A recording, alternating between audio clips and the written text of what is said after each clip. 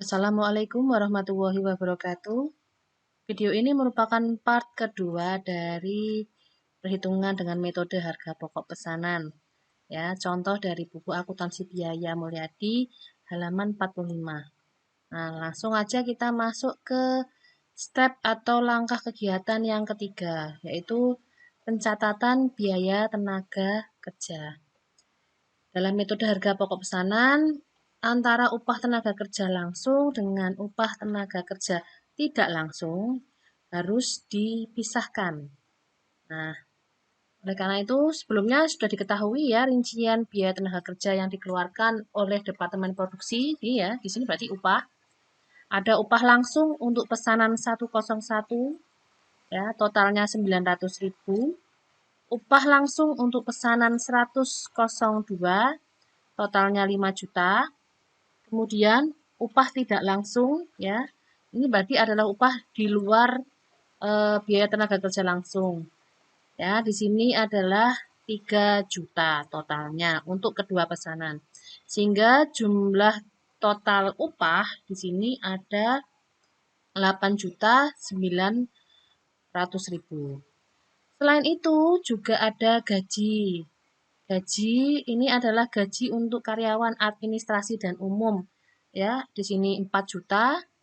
Kemudian gaji karyawan bagian pemasaran 7.500.000. Total jumlah gaji 11.500.000. Ya. Jumlah biaya tenaga kerja keseluruhan di sini adalah 20.400.000. Hasil penambahan dari total jumlah upah ditambah dengan jumlah gaji. Nah, apa yang harus kita lakukan di sini? Sebenarnya di sini nanti ada beberapa tahapan dalam pencatatan biaya tenaga kerja. Yang pertama adalah pencatatan biaya tenaga kerja yang terutang oleh perusahaan. Nah, berarti di sini adalah jurnalnya. Ya, yang pertama adalah untuk pencatatan biaya tenaga kerja yang terutang oleh perusahaan. Di sini ini harusnya gaji ya, maaf. Saya edit lagi gaji. Nah, untuk biaya tenaga kerja yang terhutang oleh perusahaan, berarti di sini adalah total keseluruhan gaji dan upah. Ya. Total keseluruhan gaji dan upah tadi adalah 20.400.000 rupiah. Nah, ini kita jurnalkan terlebih dahulu. Karena dalam hal ini belum ada pembayaran gaji. Ya. Jadi, ya yang di debitnya adalah gaji dan upah senilai 20.400.000 ya.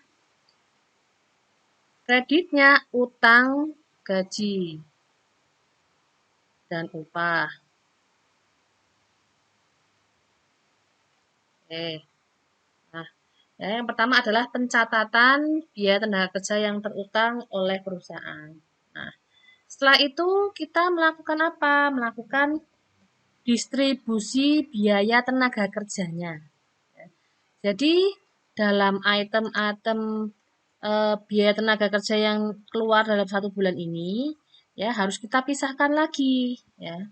Di sini untuk dipisahkannya kita harus pisahkan menjadi 3 item. Ya. Yang pertama, biaya tenaga kerja langsung. Biaya tenaga kerja langsung adalah biaya yang dibebankan kepada pesanan yang bersangkutan dengan mendebit rekening barang dalam proses.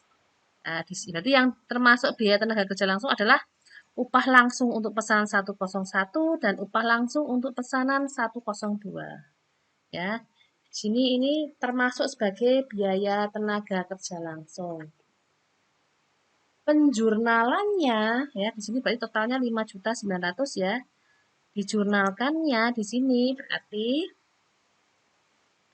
di debit barang dalam proses 5.900.000. Nah, ya, ini adalah jumlah dari total pesanan upah langsung untuk pesanan 101.900.000 plus upah langsung untuk pesanan 125 juta. Nah, kemudian ada upah tidak langsung. Upah tidak langsung ini termasuk sebagai biaya tenaga kerja tidak langsung. Ini ya, upah tidak langsung. Nah, merupakan unsur biaya produksi tidak langsung dan nanti akan dicatat sebagai biaya overhead pabrik. Ya. Nah, berarti nanti kita masukkan ke rekeningnya biaya overhead pabrik. Sesungguhnya totalnya tadi adalah 3 juta. Oke. Kemudian selanjutnya adalah biaya tenaga kerja non-produksi. Ya, di sini berarti ada duanya itemnya, gaji karyawan administrasi dan umum serta gaji karyawan bagian pemasaran. Nah, merupakan unsur biaya non-produksi dan dibebankan ke dalam rekening kontrol biaya administrasi dan umum atau biaya pemasaran. Ya. Jadi maka itemnya dia masuk ke rekeningnya di sini adalah untuk gaji biaya administrasi dan umum di sini berarti 4 juta. Oke. Kemudian biaya pemasaran 7.500.000.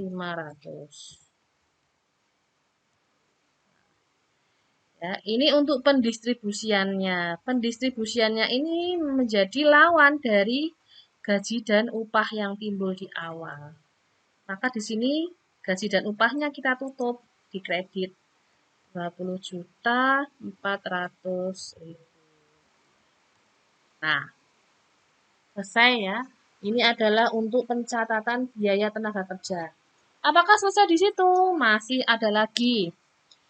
Ya, step lagi ya. Yang terakhir adalah pencatatan ketika kita melakukan pembayaran gaji dan upah. Jadi pada akhir bulan pegawai ini akan mendapatkan gaji dan upah. Nah, gaji dan upah itu akan kita bayarkan. Kalau namanya pembayaran atau pengeluaran kas berarti kas di kredit. Nah, sedangkan debitnya adalah lawan dari utang gaji dan upah yang ada kita jurnalkan di awal. Maka di sini utang gaji dan upahnya kita nolkan ya, berarti 20.400.000. Ya. Sedangkan untuk kasnya ya sesuai dengan jumlah yang dikeluarkan. Nah, ini untuk kegiatan pencatatan biaya tenaga kerja. Nah, apakah berhenti di sini? Belum. Nah, kenapa? Apalagi yang harus kita lakukan? Kita harus mengupdate kartu pesanan. Kartu harga pokok pesanan. Di sini, karena tadi sudah diketahui ya, biaya tenaga kerja langsung untuk pesanan 101. Nah, di sini ya, untuk pesanan 101 selama 225 jam per jamnya Rp4.000. Nah, mari kita isikan data ini ya di kartu harga pokok pesanan. Nah, ini nanti untuk tanggalnya disesuaikan saja, tanggal pembayaran gajinya atau keluarnya tanggal berapa. Nomor kartu jam kerja ini sesuai dengan kartu induk pegawainya atau nomor kartu jam kerja untuk pemesanan ini. Ya, nanti tinggal disesuaikan. Nah, kita isikan saja jumlahnya.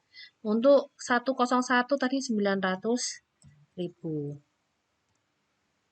Ya, jumlahnya. Kemudian dijumlahkan juga di sini jumlah 900. Mungkin nanti kalau dalam kegiatan kenyataan yang ada, nanti bisa jadi dalam kartu jam kerja ini tidak satu angka saja yang timbul, karena mungkin pegawainya ada beberapa orang atau nanti karyawannya ada beberapa ya yang mengerjakan pekerjaan produksi ini, maka nanti bisa lebih dari satu. Oke. Nah, kemudian jangan lupa juga ya untuk di pesanan 102 juga sudah timbul tadi biayanya ya. Totalnya biaya gaji upah tenaga kerja langsung pesanan 102 adalah 5 juta.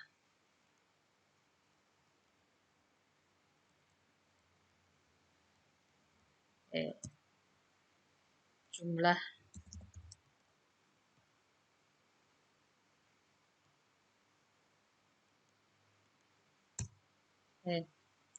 Nah, setelah itu apalagi yang perlu kita catat lagi? Ya, yang perlu kita catat adalah untuk biaya overhead pabrik. Nah, biaya overhead pabrik ini tadi belum kita utak-atik ya. Nah, maka kita lanjut dulu ke langkah yang keempat. Pencatatan biaya overhead pabrik. Nah, pencatatan biaya overhead pabrik dibagi menjadi dua. Ya, di sini ada dua pencatatan. Yang pertama adalah pencatatan biaya overhead pabrik yang dibebankan kepada produk berdasarkan tarif yang ditentukan di muka. Jadi, ketika ada pesanan datang dari PT Remendi dan PT Oki, ya, pada saat itu kita sudah membebankan biaya overhead pabrik. Contohnya biaya overhead pabrik apa? Ya, yang contohnya adalah misal ada depresiasi mesin.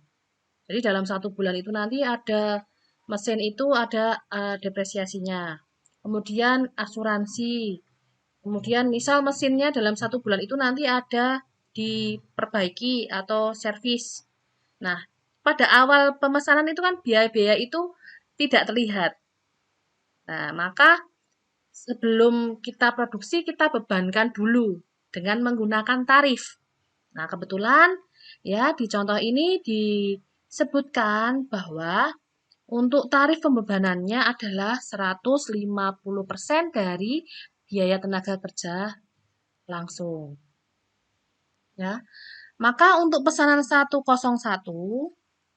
ya 150% tarif dikalikan dengan upah langsung. Ya, tadi upah langsung di sini adalah 9 juta.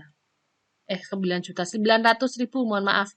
900.000. Jadi 150% dikali 900.000, hasilnya 1.350.000 rupiah. Nah, angka ini kita masukkan ke dalam kartu harga pokok pesanan. Nah, untuk pesanan 101. Berarti di sini dasarnya kan dari biaya tenaga kerja langsung. Kita tuliskan biaya, karena nggak cukup ya saya singkat saja. Tarifnya 150%.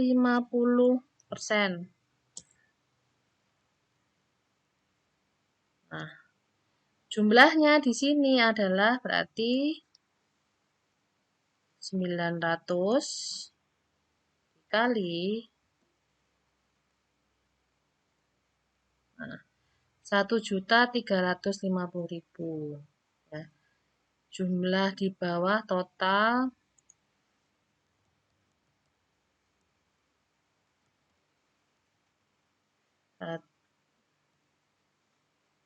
dengan ini. Kemudian untuk kartu harga pokok pesanan yang kedua. Kartu harga pokok pesanan yang kedua ini pesanan 102. Ya, sama cara perhitungannya berarti 150% tarif dikalikan 5 juta upah langsung pesanan 102, 5 juta. Hasilnya angkanya adalah 7.500.000. Nah, ini kita isikan juga ke kartu harga pokok pesanan kedua. 150 sama dengan kalikan. Nah, jumlahnya. Oke. Nah, jadi ini untuk pencatatan atau perhitungan biaya overhead pabrik. Biasanya berdasarkan biaya tenaga kerja langsung pakai tarif yang dibebankan di awal. Jadi, karena kan kita tidak tahu biaya overhead pabrik yang akan timbul untuk pesanan ini berapa. Karena ini kan sesungguhnya yang terjadi pada akhir bulan kita belum tahu. Nah, makanya dengan menggunakan tarif. Nah, kemudian setelah itu kita melakukan penjurnalan. Ini kan baru masuk ke kartu harga pokok. Nah, lanjutnya kita akan melakukan penjurnalan dengan jumlah beban ya, BOP yang dibebankan 8.850.000. Nah, penjurnalannya nah di sini. Barang di debit ini adalah barang dalam proses biaya overhead pabrik senilai 8.850.000.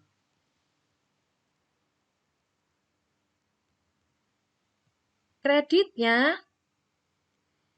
ya, biaya overhead pabrik yang dibebankan. Nah, setelah itu pada akhir bulan ya, ternyata baru diketahui bahwa yang sesungguhnya terjadi seluruh biaya yang timbul ini ada macam-macam.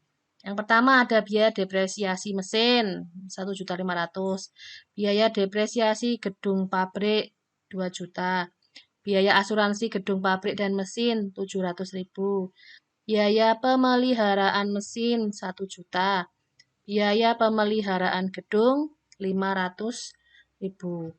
Total jumlah biaya overhead pabrik yang timbul yang sesungguhnya terjadi ternyata hanya 5.700.000. Nah, untuk biaya overhead pabrik sesungguhnya yang terjadi ini ya harus kita jurnalkan terlebih dahulu. Bagaimana untuk jurnalnya nih ya, jurnalnya. Saya kasih mana untuk yang jurnal keduanya ya. Di sini yang biaya overhead pabrik sesungguhnya yang timbul di sisi debit.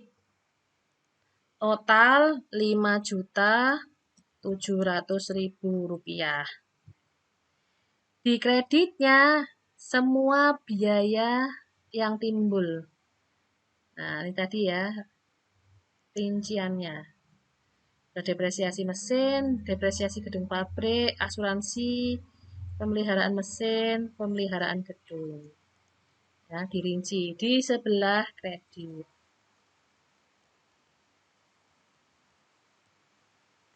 Dan 2 juta untuk depresiasi gedung, lalu 700.000 untuk persekot asuransi, lalu 1 juta untuk persediaan suku cadang, dan yang terakhir biaya pemeliharaan gedung 500.000. Ini jurnal yang kedua untuk pencatatan biaya overhead pabrik sesungguhnya. Nah, apakah di sini aja udah kelihatan ya antara yang dibebankan dengan yang sesungguhnya yang terjadi ini ada perbedaan. Nah, ada yang perbedaan dalam artian tarif yang kita tentukan di awal ternyata nilainya memang tidak sesuai dengan kenyataan yang ada. Nah, berarti kita nanti akan memperhitungkan selisih. Nah, sebelum kita memperhitungkan selisih, ya kita harus menutup dulu, ya, yaitu di sini untuk biaya overhead pabrik sesungguhnya kita harus kreditkan, ya, harus kita tutup dulu.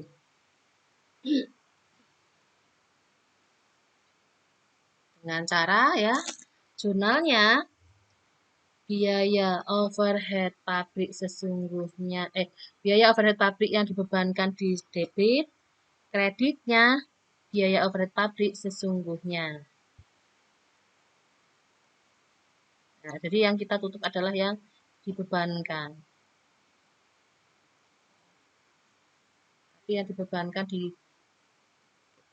kredit kita tutup di debit 8.850.000. Kreditnya biaya overhead pabrik sesungguhnya.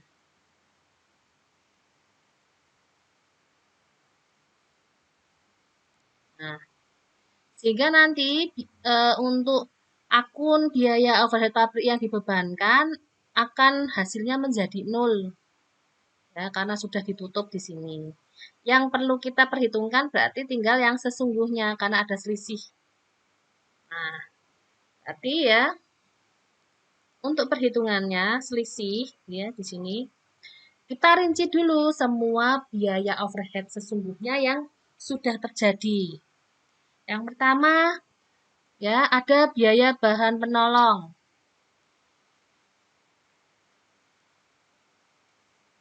Kuning ya, saya kuning-kuning aja.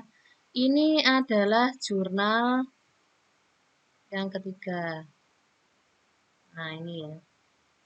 Debit kuning juga saya coba kuning aja. Gampang. Kemudian biaya tenaga kerja tidak langsung 3 juta. Ini sudah kita jurnalkan juga tadi ya. Nah, ini kan 3 juta.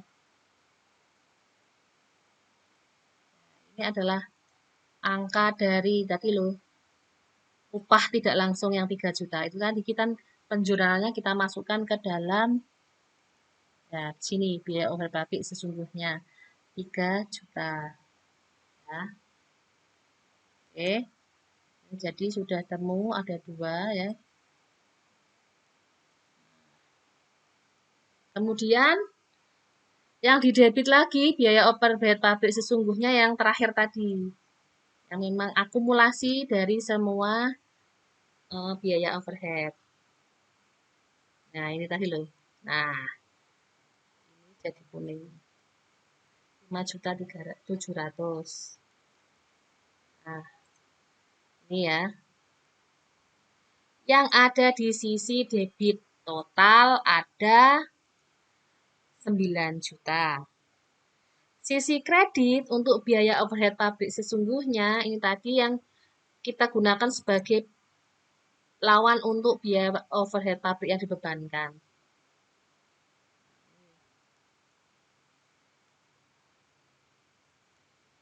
Ya, jadi di sini. Nah, debitnya total 9 juta ya, hasil dari penambahan 3 item ini. Kreditnya tadi 8.850.000 ya. Maka tinggal dikurangkan, berarti kita kurang menjurnalkan di sisi kredit senilai 150.000 rupiah. Nah, ini berarti apa? Selisih kurang.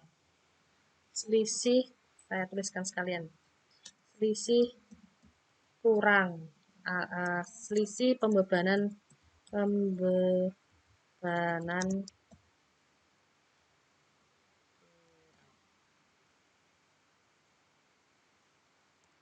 nah ya jadi ini yang harus kita jurnalkan. Nah, ini jurnal yang terakhir untuk biaya overhead pabrik. Jurnalnya bagaimana? Nah, ini dia. Selisih biaya overhead pabrik di debit 150.000. Kreditnya biaya overhead pabrik sesungguhnya 150.000. Nah, ini ya. Kalau sudah begini berarti klop. Dalam artian nanti sama-sama nolnya. Ya. Yang dibebankan tadi ada 9 juta total ya. Yang sesungguhnya sudah tambahan dengan selisih nanti menjadi 9 juta, 9 juta juga. Di nol nanti di buku besarnya. Oke. Sampai di sini ya, nanti kita akan lanjutkan ke part ketiga. Sampai jumpa. Assalamualaikum warahmatullahi wabarakatuh.